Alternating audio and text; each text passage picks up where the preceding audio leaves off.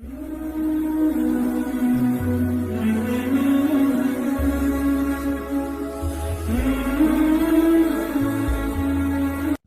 الله الرحمن الرحيم. اللهم إنا نحمدك ونستعينك. جزا الله عنا محمدا صلى الله عليه وسلم ما هو أهله.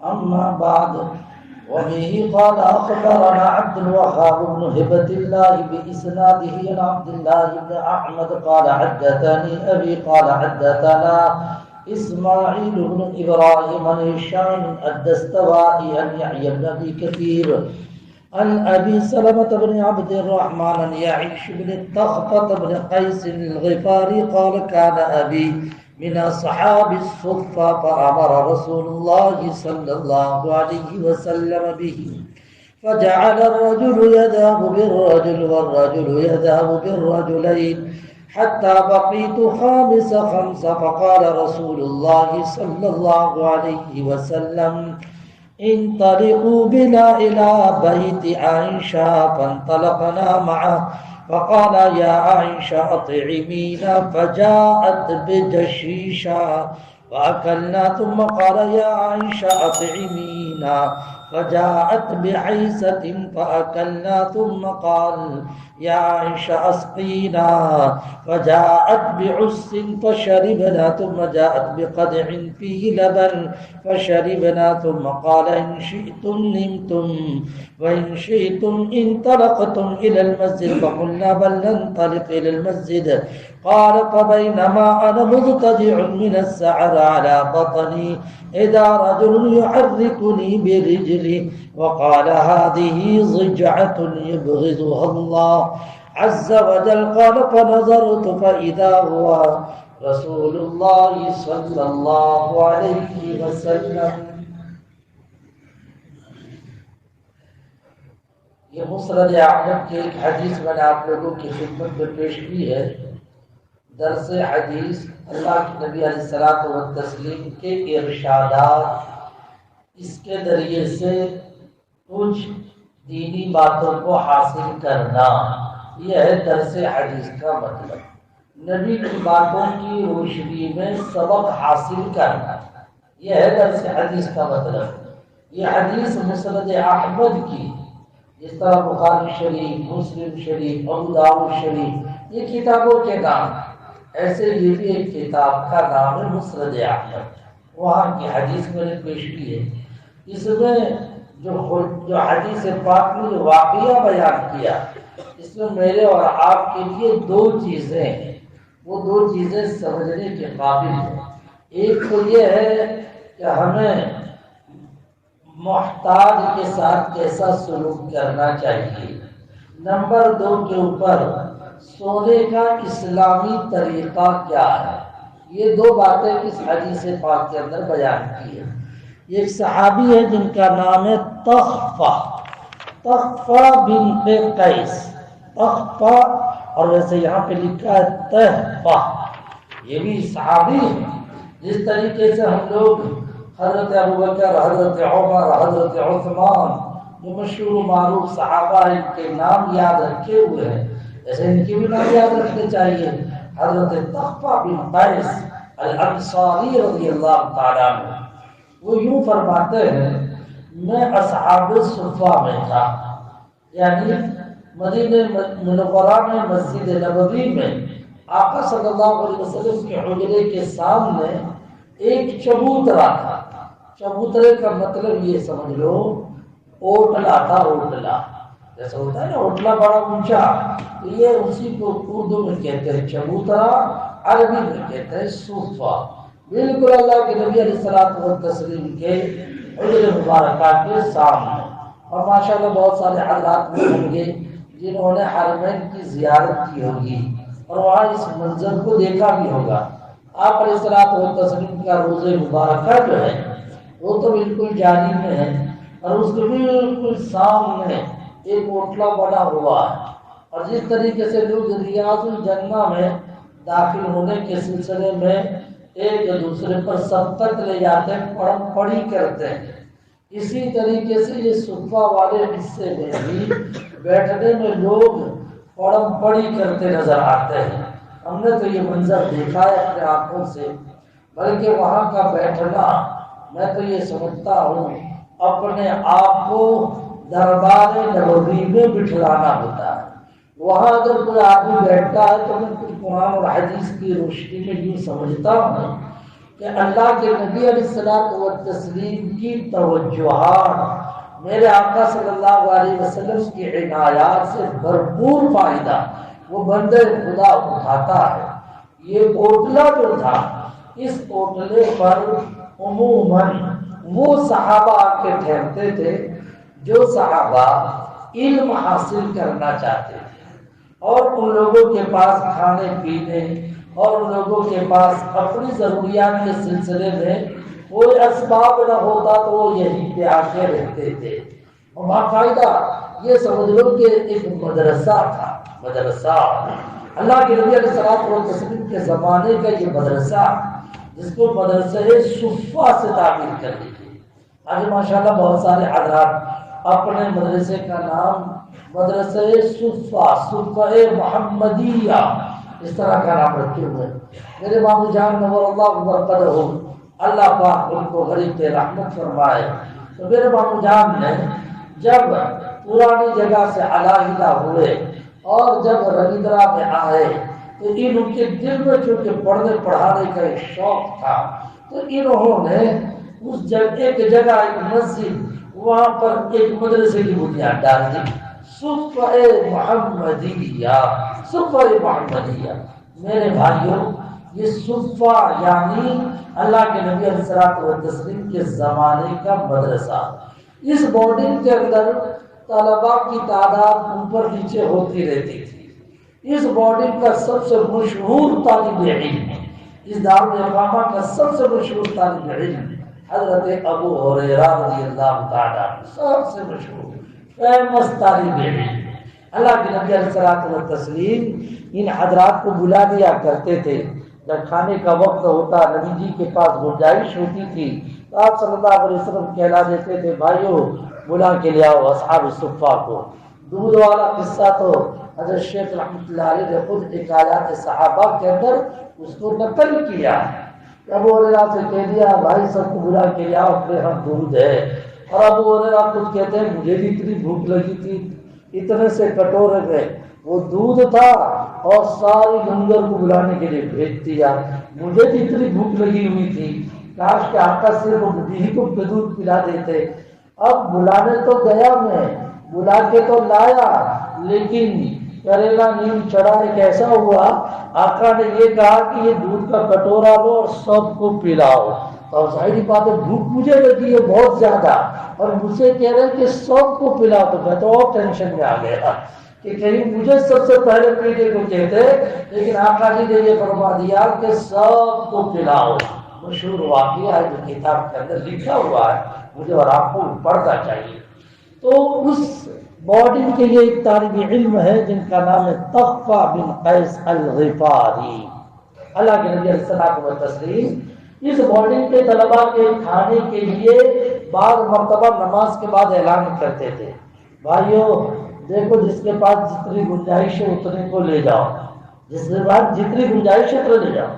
کسی آدمی کے گھر پر 2 بچے کی گنجائش ہوتی 2 آدمی کی تو 2 کو لے جاتا، کسی کے یہاں پہ 3 کی گنجائش ہوتی 3 کو لے جاتا. جی تو اللہ، لیکن ہم نے جو اس طرح کی روایات دیکھی اس میں یہ دیکھا کہ سب سے زیادہ اللہ کے نبی علیہ السلام اپنے گھر پہ لے جاتے. اور دوسرے نمبر پر دیکھا تو حضرت ابوبکر صدیق رضی اللہ تعالیٰ عنہ اپنے گھر پر لے جایا کرتے. کوئی مدرسہ ایسا بھی تو ہونا چاہیے کہ مدرسے کے وقت درسگاہ ہو، تو درسگاہ جو اور کھانا پینا تو گاؤں والے یہ ایک بچے کو دستک لے لے، یہ 2 بچے کو دستک لے لے، یہ 3 بچے کو دستک لے لے، سارا ٹینشن ختم ہو جائے. اور پڑھنے کے لیے فقط بورڈنگ میں آئیں، پڑھنے کے لیے درسگاہ کے اندر آئیں گے، ورنہ یہ بچہ رہے گا تو ان کے گھر رہے گا، یہ بچہ کھائے گا تو ان کے گھر کھائے گا. ایسے پھر مدارس ہے ماشاءاللہ. یہ در حقیقت نبی کے زمانے کی یادگار ہے، نبی کے زمانے کی یادگار. تو یہ صحابی یہ کہتے ہیں کہ ایک دن ایسا ہوا آقا کی عادت تھی کہ اصحاب الصفہ کے بارے میں اعلان کرتے تھے، وہ لے جاؤ اپنے اپنے حیثیت کے مطابق۔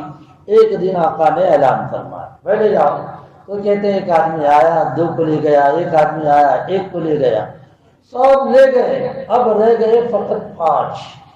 ان 5 میں ایک میں بھی تھا، حتی بقیت منہم خامس خامسہ، 5 آدمی مار کے لے گئے۔ جناب رسول پاک صلی اللہ علیہ وسلم نے دیکھا اب یہ 5 کو لے جانے والا کوئی نہیں ہے، جس کے پاس گنجائش تھی وہ سب لے کے چلے گئے، اب 5 کو لے جانے والا کوئی نہیں ہے۔ امیر آقا تاجدار مدینہ سرکار دو عالم صلی اللہ علیہ وسلم نے ہم 5 کو فرمایا، ہم 5 کو فرمایا، کیا فرمایا؟ انطلقوا بنا الی بیت عائشہ، فرمایا چلو عائشہ کے مکان پر، انطلقوا بنا الی بیت عائشہ، 5 چلے اللہ کے نبی علیہ الصلوۃ والتسلیم کے ساتھ۔ جناب رسول پاک صلی اللہ علیہ وسلم کے مکان پہ پہنچے، مکان میں بھی تعین کر دیا عائشہ کے گھر پہ جانا ہے، اس لیے کہ آقا نے دیکھا ہوگا کہ کچھ آج وہاں پر ہے، لہٰذا عائشہ کے مکان۔ جب اماں جی کے مکان پہ جب پہنچے ہیں، آقا نے اعلان فرمایا، آقا نے گھر میں کہلوایا، یہ کہا یا عائشہ اطعمینا، ہم کو ذرا کھانا کھلاؤ، دیکھو مہمان بھی آئے ہوئے ہیں، نبی جی ہیں اور 5 دوسرے مہمان ہیں، 6 آدمی، فرما لاؤ کھانا۔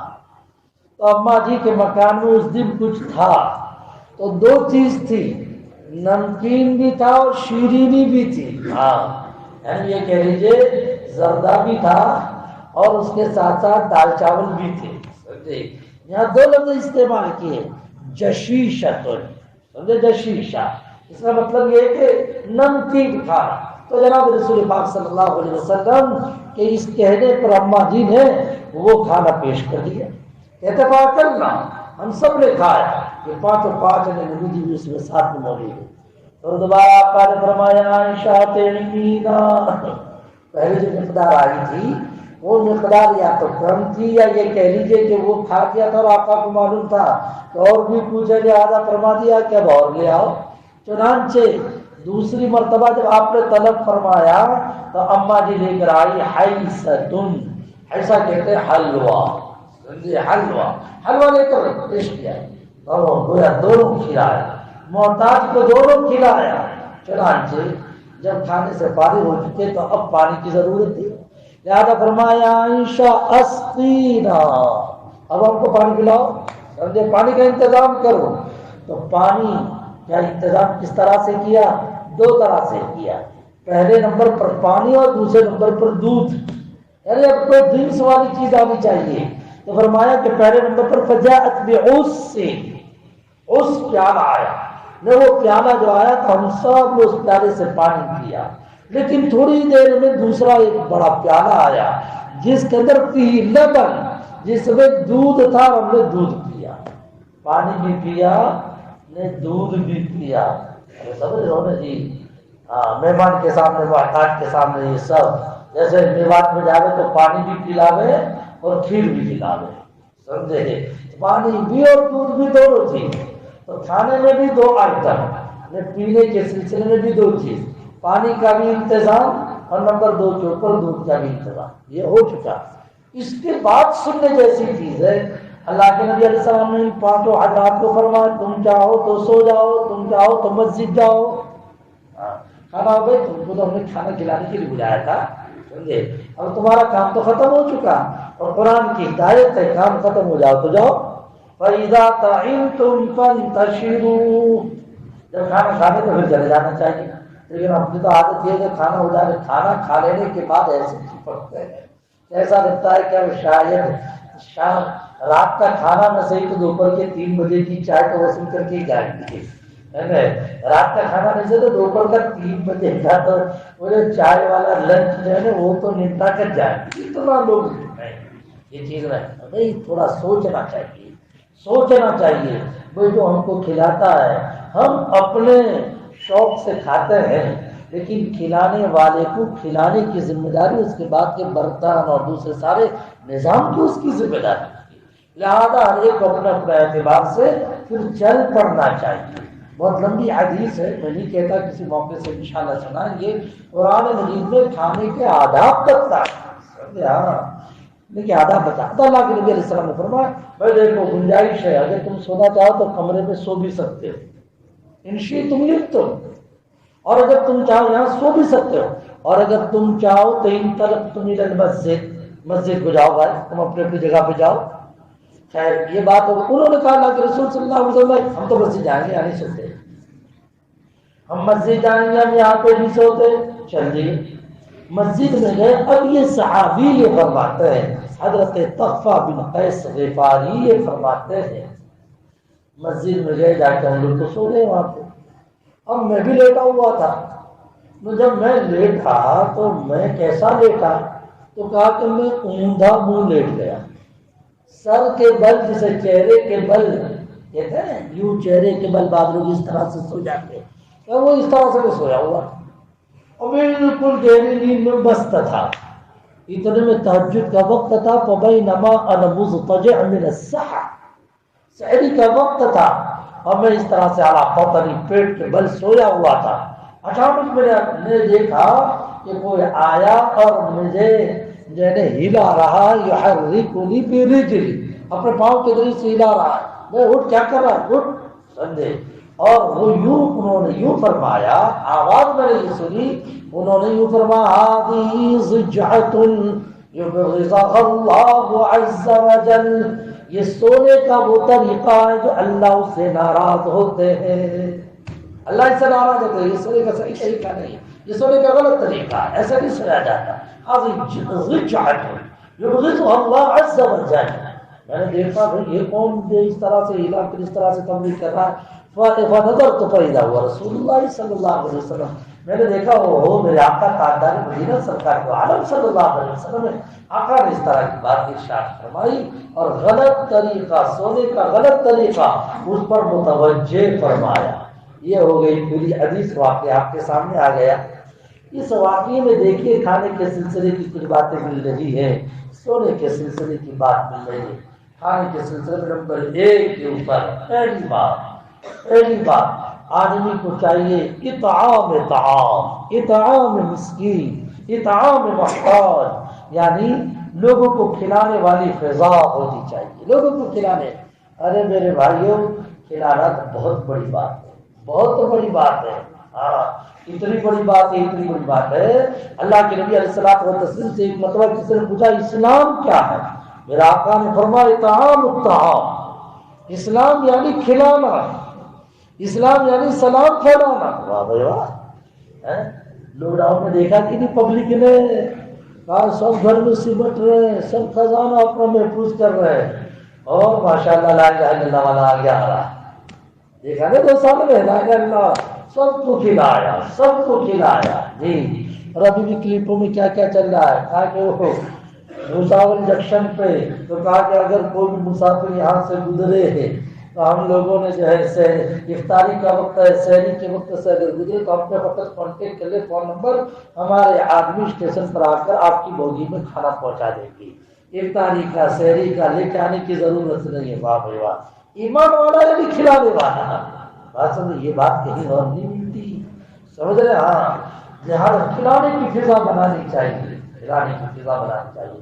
جناب رسول پاک صلی اللہ علیہ وسلم مدینہ منورہ میں آئے نا، مدینہ منورہ میں تو آقا نے جو 3 میسج دیے، پہلا میسج سلام، دوسرا میسج جو ہے تہجد، لیکن پہلے نمبر پر جو فرمایا اطعموا الطعام، وہ کھلاؤ کھلاؤ، اطعموا الطعام، جی یہ فرمایا۔ رمضان میں تو ہم لوگوں کو اور زیادہ کرنا چاہیے۔ حضرت سلمان فارسی والی حدیث میں ہے بھائی روزے دار کا روزہ چھڑوا دے، افطار کرا دے، اور کھلانے کو اگر کچھ نہ ہو تو پانی کا ایک گھونٹ ہی پلا دے، ہاں تو یہ کرنا چاہیے میرے بھائیوں۔ اپنے گھروں پہ اچھا بنتا ہے، دیکھنا چاہیے کہ ہمارے گاؤں کے اندر کون سا محلہ ایسا ہے جس محلے کے اندر ابل گل اللہ کو خبر، وہ بیچاروں نے کبھی سمجھے ڈش کھائی نہیں ہوگی، تو چلو ایک تو دوسرا دے دیتے ہیں، لیکن ہمارے گھر میں پکا تو اس کا آپ نے اس چوبر پٹی پہ پہنچا دیا، اس کی روح خوش ہو جائے۔ گھر والے سے جب کیلے آ رہے ہیں، 2 پیالے بنے، ایک پیالہ بناتے ہیں تو ایک چھوٹی سی پیالی ہی بناتے ہیں، چھوٹی سی پیالی بناتے ہیں اس آئٹم کی، یہ چھوٹی سی پیالی ہم وہاں جا کے دے دیں، ہاں اور میں تو ایک بات بتلاتا ہوں، رمضان میں تو نیکی کا بھاؤ بڑھتا ہے، ہر چیز فرض ہی فرض نظر آتی ہے، فرض تو 70 گنا اور نفل فرض کے درجے میں، اور فرض ایک ایسا عمل ہے کہ جو احادیث ہے اس کی روشنی میں یہ ہے، نفل کام کا ایسا ہے کہ کرتے کرتے ایک مدت کے بعد قرب ملتا ہے، اور فرض کا ایسا ہے کہ یہاں فرض ادا کیا یہاں قرب مل گیا، قرب یعنی اللہ کی نزدیکی، قرب یعنی اللہ کی نزدیکی۔ یار میرے بھائی یہ کام کرنا چاہیے، اطعام مسکین، اطعام محتاج، سب کرو گے انشاءاللہ؟ غریبوں کو تلاش کرو گے بھائی، سمجھے، غریبوں کو تلاش کرو، یہ مت دیکھو یہ 420 ہے، یہ مت دیکھو یہ نماز نہیں پڑھتا، یہ بھی دیکھو، کہیں حدیث میں مجھے تو نظر نہیں آتا ہے کہ بھائی تم کھلاؤ تو نمازی کو کھلاؤ۔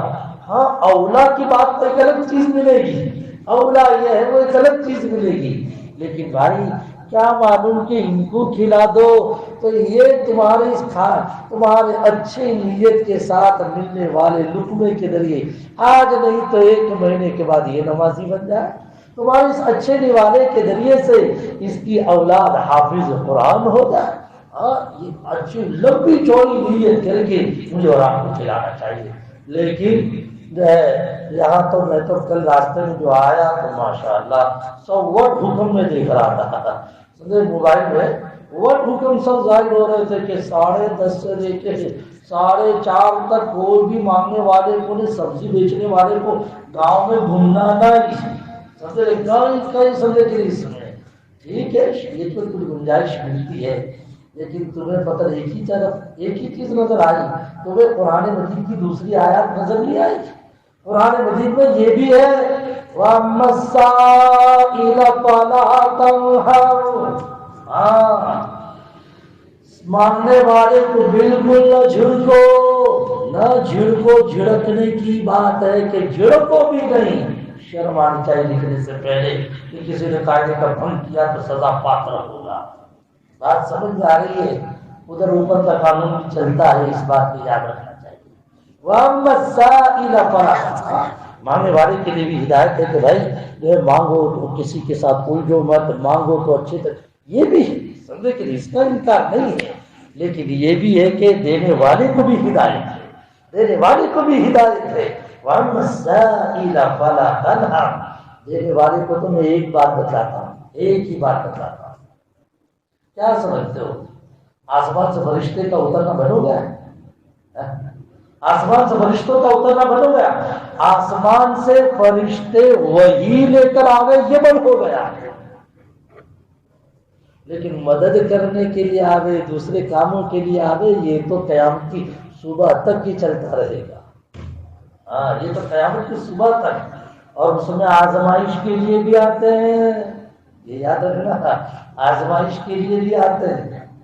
ابھی اس بچے نے قرآن مجید پڑھا فَلَمَّا فَصَلَ طَالُوتُ بِالْجُنُودِ، طالوت ایک بہت بڑے بادشاہ تھے، بادشاہ اللہ نے بنا دیے، اور پھر جو ان کو کہہ دیا کہ یہ پوری پبلک کو لے کر وہاں باطل کے خلاف جاؤ کام کرنے کے لیے، اور یہ جو لشکر لے کے جانے لگے اللہ رب العزت کا حکم نبھانے کے لیے، اور راستے کے اندر نہر آئی اور پیاس سب کو لگی، اللہ کی طرف سے حکم تھا پانی ضرورت کے مطابق اس نہر میں سے لینا، لیکن زیادہ اپنی ضرورت سے بھی زیادہ پانی مت لینا، جس نے اپنی ضرورت سے زیادہ پانی لیا دین کا کام آگے کرنے کی ہمت تمہاری ٹوٹ جائے گی۔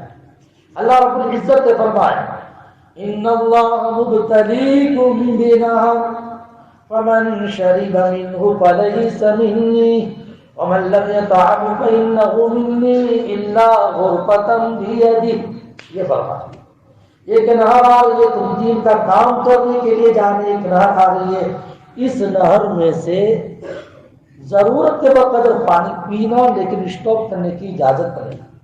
تو کہتے ہیں بہت بڑی جماعت تھی، ہزاروں کی تعداد میں، تو اکثر لوگوں نے اللہ کے فرمان کو مانا نہیں اور اسٹاپ کر لیا۔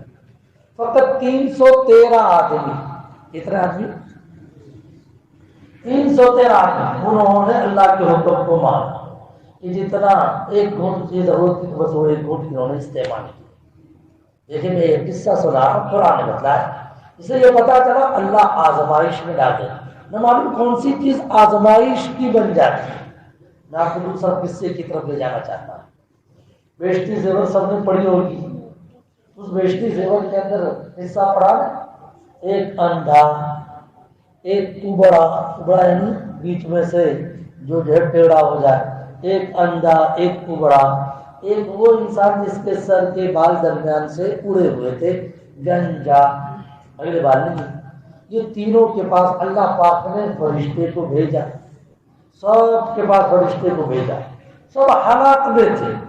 تو پہلے اندھے کے پاس، بھائی کیا بات ہے، خیریت سے تو ہے؟ کہا جی ہاں بہت اچھا ہوں۔ تو کہہ دیا اللہ رب العزت نے بھیجا، بتاؤ آپ کی کیا ضرورت ہے؟ فرما دیکھو تو میری یہ تکلیف ہے، آنکھ کی وجہ سے میں پریشان، ہاتھ مار دیا آنکھ آ گئی، اب بتلاؤ، یعنی دیکھتا ہو گیا۔ اور پھر کہہ دیا تمہیں کیا ضرورت ہے؟ فرمایا کچھ گزر بسر کے لیے سادن آوک ہو جائے، بکری دے دی، اس بکری کے ذریعے سے بہت ساری بکریاں ہو گئی۔ پھر دوسرے کے پاس گیا، یعنی گنجے کے پاس، کیا حال ہے؟ فرما دیکھو نا یہ سر کے بال میرے اڑے ہوئے ہیں، اس کی وجہ سے لوگ مجھ سے نفرت کرتے ہیں۔ ہاتھ مار دیا، اچھا ہو گیا۔ فرمایا اب کچھ ضرورت؟ فرمایا کچھ آوک کا سادن ہو جائے۔ بس وہ آمدنی کا سادن، اس میں غالباً گائے یا بکری دے دی، وہ ایک گائے کے ذریعے سے پھر سینکڑوں اس کی گائے ہو گئی۔ تیسرے کے پاس بڑا تھا، فرما بھائی کیا بات ہے؟ فرما دیکھو نہیں میری پریشانی بہت خطرناک ہے، بیچ میں سے جو ہے ٹیڑھا ہو چکا، جس کی وجہ سے لوگ مجھ سے نفرت کرتے ہیں۔ ہاتھ مار دیا، اچھا ہو چکا، اب کیا ضرورت ہے؟ فرما آمدنی کا کوئی ذریعہ مل جائے، بس ایک مٹھی دے دی، اللہ نے اتنی برکت دے دی کہ مٹھیوں کے ڈھیر کے ڈھیر بن گئے۔ یہ فرشتے کے ذریعے سے اللہ نے یہ کروایا۔ کچھ مدت کے بعد جب کہ سب کے پاس بکریاں، گائے، اونٹڑیوں کا ڈھیر لگ گیا، اس کے بعد فرشتہ آیا، نہا کر سب سے پہلا وہ گائے نے اونٹ والے کے پاس گیا، جا کر کہہ دیا میں مسکین ہوں، محتاج ہوں، وہ میں سفر میں کہیں جا رہا تھا، میں اچانک میری جو سواری ہو گیا، مجھے ہو گیا، بہانے نکالے اور کہہ دیا کہ بھائی میرا کچھ تعاون کرو۔ فرمایا ارے تم تو سب جھوٹے ہوتے ہیں، یہ ہے نہ وہ ہے، بس میرے بات اس وقت کچھ نہیں، چلو بابو یہاں سے۔ تو اس پر ان دونوں سے فرشتے نے یہ کہہ دیا، اچھا آپ وہ تو نہیں کہ کسی زمانے میں گنجے تھے نے اچھے ہو گئے، آپ وہ تو نہیں کہ کسی زمانے میں کبڑے تھے نے اچھے ہو گئے، بس نہیں یہ کچھ نہیں، اور کہا کہ غلط ہے، ایسا کچھ نہیں ہے، اور اللہ کی نعمت کی ناقدری، بس آپ ہمارا کہ اپنی پہلی پوزیشن پہ آ گئے۔ اس کے برعکس اندھے کے پاس جب وہ جاتا ہے تو اندھے نے کیا کہہ دیا، ارے بھائی آؤ آؤ، آپ جیسو ہی کا تو اس میں حصہ ہے، لے کے جاؤ، سمجھے جو بھی لے کر جاؤ گے مجھے اس کے اوپر کوئی اعتراض نہیں ہوگا، آپ جو لے کے جاؤ گے اس پر میں خوش رہوں گا۔ اس پر وہ فرشتے نے کہہ دیا اللہ تمہارے مال میں نصیحت میں برکت دے دے، تم اللہ پاک نے تینوں کو امتحان میں ڈالا تھا، وہ دونوں فیل ہوئے، تم کامیاب رہے، جاؤ اللہ پاک تمہارے مال کے اندر خوب اضافہ فرمائے۔ یہ قصہ پڑھانے بیشتی زبر کے اندر، اس کا کیا مطلب ہوا؟ فرشتہ آیا مانگنے والے کی شکل میں، نے میرا ان تینوں کا امتحان ہوا، دو فیل نے ایک کامیاب۔ یہ قصہ مجھے اور آپ کو ذہن میں رکھنا چاہیے۔ اسی کو پیش نظر میں یہ کہتا ہوں، آسمان سے فرشتوں کا وحی لے کر آنا یہ تو بند ہو چکا ہے، دوسرے کاموں کے لیے فرشتوں کا آنا بند نہیں ہوا۔ ممکن ہے کچھ اللہ کے نیک بندے آمین اللہ پاک اس طرح سے مجھے اور آپ کو آزمائش میں ڈال دے۔ اس لیے قرآن مجید نے اس بات کو بیان کیا، وَأَمَّا السَّائِلَ فَلَا تَنْهَرْ۔ سب طے کرتے ہیں کہ ہم کبھی بھی مانگنے والے کو نہیں جھٹکیں گے۔ دوسری کچھ اپنے کو نقصان والی چیز جب ظاہر نظر آئے تو فوراً پکڑنا چاہیے، فوراً پکڑنا چاہیے۔ جیسے کہ لوگ بتاتے ہیں، اس کو تفصیل میں نہیں جانا چاہتا، سمجھ رہے ہیں، کوئی کس صورت میں آتا ہے، کوئی اس طرح سے جب پکڑ میں آ گیا تو وہ ایک الگ چیز ہے، وہ آپ کاروائی کریں، لیکن ایک مرتبہ پتا چلے کہ جی ہاں یہ واقعات محتاج ہے، صحیح ہے، پھر اس کے ساتھ جو ہے مجھے اور آپ کو دے سکتے ہو، دو نہ دو تو کوئی حل نہیں، بڑی بات اس کو کہہ دو۔ قرآن کہتا ہے قول معروف ومغفرۃ خیر من صدقۃ یتبعها اذى، کہتے ہیں کہ بھلی بات کہہ دینا ایسے صدقے سے بہتر ہے جو صدقہ 1 روپیہ 2 روپے کا انسان دے گے، لیکن 1 روپے 2 روپے کا صدقہ دینے کے ساتھ ساتھ انجیکشن بھی لگا ہے، تم تو ایسے ہو جا ہٹا کٹانے مانگنے کے لیے آ گیا۔ فرمایا دینے کے ساتھ ساتھ اس طرح سے تکلیف پہنچانے والی باتیں اگر بولتا ہے تو کہا کہ اس کے ایسے صدقے کے مقابلے میں دعا دے دیتا تو یہ زیادہ بہتر تھا۔ قول معروف ومغفرۃ خیر من صدقۃ یتبعها اذى، تو پہلی بات تو یہ مجھے بتلانی تھی، محتاج کی فکر کرنی چاہیے۔ نمبر 2 کے اوپر جب کسی آدمی کو کھانا کھلانا ہو محتاج کو، تو اس میں جناب رسول پاک صلی اللہ علیہ وسلم کو یہ تو دیکھو، ایک تو شکل یہ تھی ہاں میں وہاں بیٹھ جا کر میں کھانا پہنچا دیتا ہوں تجھے، سمجھے، وہاں تجھے کھانا پہنچا دیتا، لیکن میرے آقا کو دیکھو کہ اللہ کے نبی علیہ الصلوۃ والتسلیم یہ نہیں فرما کہ کھانا بھیج دیتا ہوں، میرے آقا ان سب کو لے کر گھر تشریف لائے۔ معلوم ہوا کہ محتاج کو ضرورت پر کو کھانا کھلاؤ اور عزت کے ساتھ کھلاؤ، ذلت کے ساتھ مت کھلاؤ، سمجھے، گھر لے گئے اور گھر لے جا کر اس کو کھلاؤ، سمجھے یار۔ اب آپ لوگوں کو تو واقعات کے ذریعے سے بات بہت جلدی سمجھ میں آئے گی۔ 2 دن پہلے یا 3 دن پہلے ہی ایک علاقہ نام نہیں لیتا، ایک علاقے میں اللہ نے ایک ایسا انسان سمجھے جو بہت مالدار، اس کنٹری میں بھی اللہ نے بہت دکانیں دی، اس کنٹری میں بھی بہت دکانیں دی، لوگ یہاں سے جاتے ہیں تو اول کوشش یہ کرتے ہیں کہ اس کی دکان میں کہیں کوئی جاب مل جائے، اور جب جاب پر، اور اکثر یہ آدمی یہاں کے جانے والوں کو جو ہے وہ کسی نہ کسی بہانے سے وہ جاب پہ رکھ ہی لیتا ہے۔ اللہ نے بہت تقریباً 80-100 کے قریب وہاں دکانیں اس کو دے رکھی ہے۔ تو ایک آدمی آیا میرے پاس اور آ کر کہنے لگا مولانا معلوم ہے یہ کون آدمی ہے؟ یہ وہ آدمی ہے اوپر سے بھی دیکھنے کو تو کوئی صحیح لگتا نہیں اور لکھنا بھی نہیں آتا، اسے لکھنا بھی نہیں آتا، لیکن ان کے جو والد تھے، ان کے والد فقیروں سے بہت محبت کرتے تھے، میں نے اپنی آنکھ سے دیکھا ہے۔ ان کے باپ کو بہت مالدار نہیں تھے بلکہ عام کھانے والے انسان تھے، اور وہ اپنے گھر پر فقیر کو رکھتے تھے اور ایک نہیں 10 15 20 کو رکھتے تھے، اور سب کو کھلانا تو کھلانا، اگر کوئی بڈھا رہا اس کی کوئی دوا دارو تو وہ دوا دارو بھی کرتا تھا، اور روزانہ اس کے گھر سے گویا مسکینوں کا تاتا بنتا تھا۔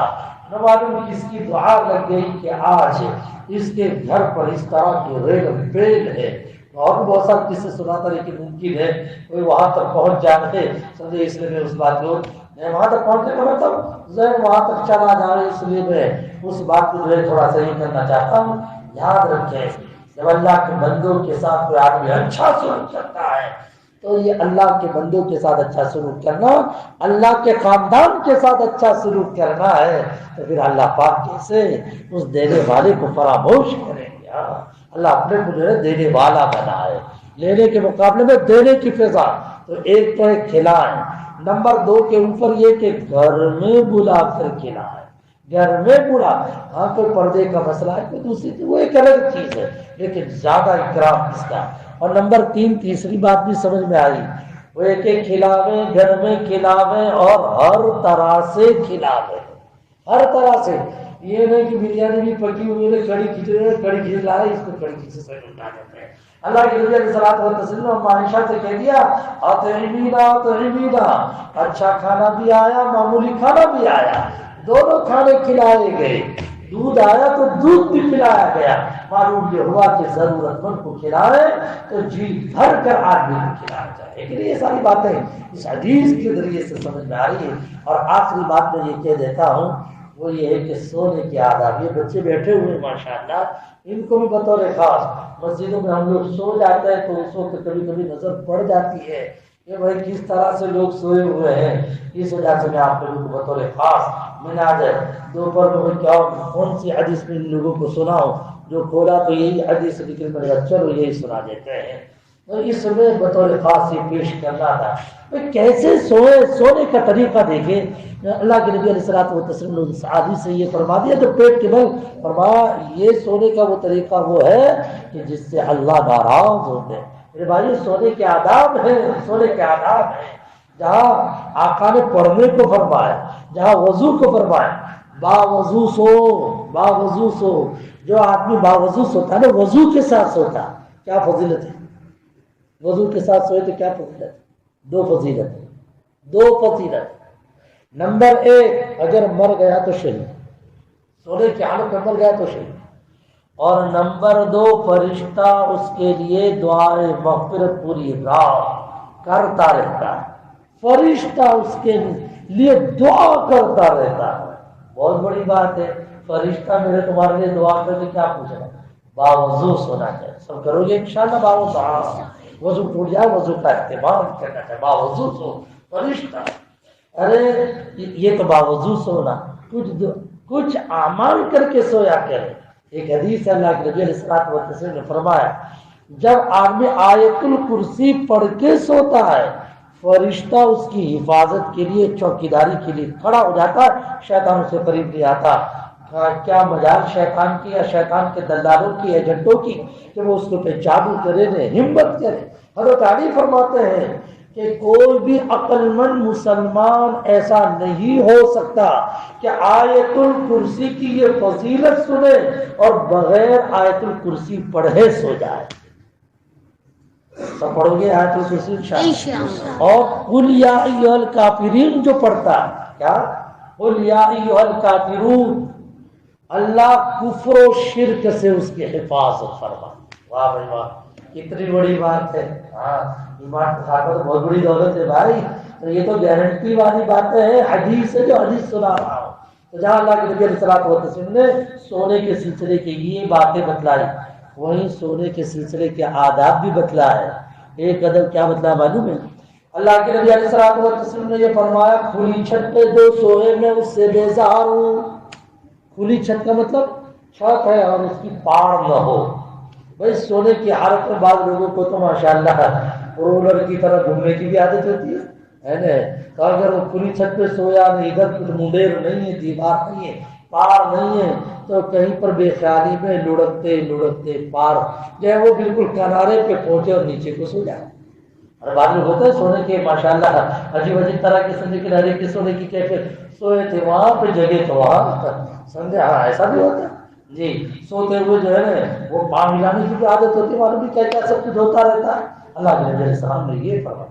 کتنی اچھی تعلیم ہے. یہ کہیں پہ ملے گا مجھے اور آپ کو؟ یہ اسلام میں ملتا ہے مجھے اور آپ کو. ہاں.